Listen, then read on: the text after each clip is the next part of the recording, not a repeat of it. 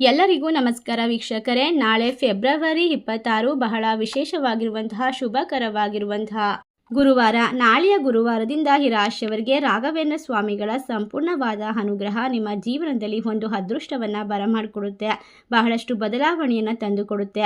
ಈ ರಾಶಿ ಚಕ್ರದವರಿಗೆ ಇರ್ತಕ್ಕಂಥ ಕಷ್ಟಗಳು ದೂರವಾಗ್ತಾ ಹೋಗುತ್ತೆ, ನೆಮ್ಮದಿಯನ್ನು ಬರಮಾಡಿಕೊಳ್ಬಹುದು. ಅಷ್ಟೇ ಅಲ್ಲದೆ ಇವರಿಗೆ ಕೆಲಸದ ಸ್ಥಳದಲ್ಲಿ ಹೆಚ್ಚಿನ ಒಂದು ಸಹಾಯವಾದ ಮಾರ್ಗಗಳನ್ನು ದಾರಿ ಮಾಡಿಕೊಡುತ್ತೆ. ಒಟ್ಟಾರೆಯಾಗಿ ಎಲ್ಲ ಗ್ರಹಗಳ ಸ್ಥಾನ ಬದಲಾವಣೆ ಅದ್ಭುತವಾಗಿರುವಂತಹ ಭವಿಷ್ಯವನ್ನು ರೂಪುಗೊಳ್ಳೋದಕ್ಕೆ ಸಾಧ್ಯವಾಗುತ್ತೆ ಅಂತ ಹೇಳಿದ್ರೆ ತಪ್ಪಾಗೋದಿಲ್ಲ.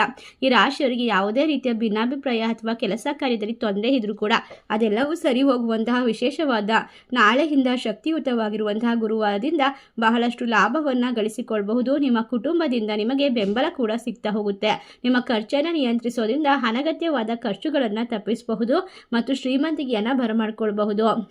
ಹಾಗಾದರೆ ನಾಳೆಯಿಂದ ಯಾವೆಲ್ಲ ರಾಶಿಯವರು ಹೆಚ್ಚಿನ ಒಂದು ಅದೃಷ್ಟವನ್ನು ಬರಮಾಡಿಕೊಳ್ತಾರೆ, ಯಾವೆಲ್ಲ ಕಷ್ಟಗಳಿಂದ ಮುಕ್ತಿಯನ್ನು ಪಡೆದುಕೊಳ್ತಾರೆ, ಸಂಪೂರ್ಣವಾದ ವಿಶೇಷವಾದ ಮಾಹಿತಿಯನ್ನು ನೋಡ್ತಾ ಹೋಗೋಣ.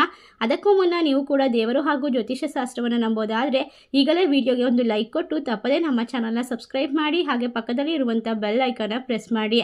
ನೀವು ಪ್ರಗತಿಗೆ ಅವಕಾಶಗಳನ್ನು ಪಡೆದುಕೊಳ್ಳಬಹುದು. ನಾಳೆಯಿಂದ ರಾಘವೇಂದ್ರ ಸ್ವಾಮಿಗಳ ಅನುಗ್ರಹ ನೀವು ಹಣಕಾಸಿನ ಯೋಜನೆಯನ್ನು ಅದ್ಭುತಗೊಳಿಸೋಕೆ ಸಹಾಯ ಮಾಡುತ್ತೆ. ಯಶಸ್ವಿಯಾಗಿ ಎಲ್ಲ ಸಮಸ್ಯೆಗಳನ್ನು ದೂರ ಮಾಡಿಕೊಳ್ತೀರಾ. ನಿಮ್ಮ ಕೆಲಸ ಕಾರ್ಯವನ್ನು ಪೂರ್ಣಗೊಳಿಸೋಕೆ ಸಾಧ್ಯವಾಗುತ್ತೆ. ಕೆಲಸದಲ್ಲಿ ನಿಮ್ಮ ಮೇಲಾಧಿಕಾರಿಗಳಿಂದ ಬೆಂಬಲ ಕೂಡ ಸಿಗ್ತಾ ಹೋಗುತ್ತೆ. ನಿಮ್ಮ ಆದಾಯದ ಮೂಲಗಳಿಂದ ಹೆಚ್ಚಳವಾಗಿರುವಂತಹ ಹಣವನ್ನು ನಿರೀಕ್ಷೆ ಮಾಡಬಹುದು. ನೀವು ಭರವಸೆ ಮತ್ತು ಹತಾಶೆಯ ಮಿಶ್ರ ಭಾವನೆಯನ್ನು ಅನುಭವಿಸಬಹುದು. ಆದ್ದರಿಂದ ಗುರುವಾರದ ದಿನ ರಾಯರ ಮಠಕ್ಕೆ ತೆರಳಿ ನೀವು ಭಕ್ತಿಯಿಂದ ಪೂಜೆ ಧ್ಯಾನವನ್ನು ಮಾಡೋದ್ರಿಂದ ಖಂಡಿತವಾಗಿ ನಿಮಗೆ ಇರ್ತಕ್ಕಂತಹ ಸಮಸ್ಯೆಗಳನ್ನು ದೂರ ಮಾಡ್ಕೊಳ್ತೀರಾ. ಸಂತೋಷದ ಸಮಯವನ್ನು ಕಳಿಬಹುದು.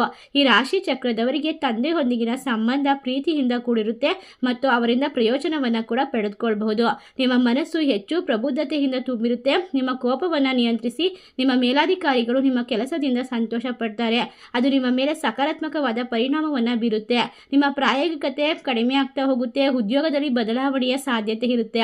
ಹಲವಾರು ಮೂಲಗಳಿಂದ ಹಣ ಬರುತ್ತೆ. ನಿಮ್ಮ ಮನಸ್ಸು ಚಿಂತೆಯಲ್ಲಿ ಮುಳುಗಿದ್ರೆ, ದೈಹಿಕ ಶಕ್ತಿಯ ಕೊರತೆ ಇದ್ರೆ, ನಿಮ್ಮನ್ನು ದಣಿವಾಗಿ ಮತ್ತು ದುರ್ಬಲಗೊಳಿಸಿದ್ರೆ ಖಂಡಿತವಾಗಿ ಅದರಿಂದ ಶಾಶ್ವತವಾದ ಪರಿಹಾರವನ್ನು ಪಡೆದುಕೊಳ್ಳಬಹುದು. ಮನುಷ್ಯನ ಜೀವನದಲ್ಲಿ ಕಷ್ಟಗಳು ಸರ್ವೇ ಸಾಮಾನ್ಯವಾಗಿ ಬರ್ತಾ ಇರುತ್ತೆ. ಅವನ್ನೆಲ್ಲ ಎದುರಿಸುವಂತಹ ಧೈರ್ಯ ಮತ್ತು ಮಾನಸಿಕವಾಗಿ ದೈಹಿಕವಾಗಿ ಆತ್ಮಶಕ್ತಿಯನ್ನು ಬೆಳೆಸ್ಕೊಳ್ಬೇಕು. ಅದಕ್ಕೋಸ್ಕರ ಧ್ಯಾನ, ಯೋಗ, ಜಪ ತಪ ಮಾಡೋದು ತುಂಬ ಉತ್ತಮ. ಇನ್ನು ಶತ್ರುಗಳ ಬಗ್ಗೆ ಎಚ್ಚರಿಕೆಯಿಂದ ಇರಬೇಕು. ನಿಮ್ಮ ಆರೋಗ್ಯದ ಮೇಲೆ ಶತ್ರುಗಳ ಕಾಟ ನೇರವಾಗಿ ಪರಿಣಾಮ ಬೀರುತ್ತೆ. ನಿಮ್ಮ ಕೋಪ ಮತ್ತು ಮಾತನ್ನು ನಿಯಂತ್ರಿಸಿ. ವಾದಗಳನ್ನು ಸಾಧ್ಯವಾದಷ್ಟು ದೂರ ಮಾಡಿ. ನಿಮ್ಮ ಜೀವನದಲ್ಲಿ ಇರ್ತಕ್ಕಂಥ ನಕಾರಾತ್ಮಕತೆ ಅಂಶಗಳನ್ನು ತೆಗೆದುಹಾಕಿ ಸಕಾರಾತ್ಮಕವಾದ ಪ್ರೀತಿ, ವಿಶ್ವಾಸ, ನಂಬಿಕೆಗಳನ್ನು ವೃದ್ಧಿ ಮಾಡ್ಕೊಳ್ತಾ ಹೋದ್ರೆ ನಿಮ್ಮ ಜೀವನದಲ್ಲಿ ಆರ್ಥಿಕವಾಗಿ ಮತ್ತು ಮಾನಸಿಕವಾಗಿ ಅನಿರೀಕ್ಷಿತವಾದ ಲಾಭ ಮತ್ತು ನೆಮ್ಮದಿ, ಸುಖ, ಶಾಂತಿಯನ್ನು ಬರಮಾಡ್ಕೊಳ್ತೀರಾ. ಇಷ್ಟೆಲ್ಲ ಅದೃಷ್ಟ ಮತ್ತು ಹೊಸ ಅವಕಾಶಗಳನ್ನು ಪಡೆದುಕೊಳ್ಳುವಂತಹ ರಾಶಿಗಳು ಯಾವ್ಯಾವು ಅಂತ ನೋಡೋದಾದ್ರೆ ಧನಸ್ಸು ರಾಶಿ, ಕರ್ಕಟಕ ರಾಶಿ, ಕನ್ಯಾ ರಾಶಿ, ತುಲಾ ರಾಶಿ, ಮಕರ ರಾಶಿ.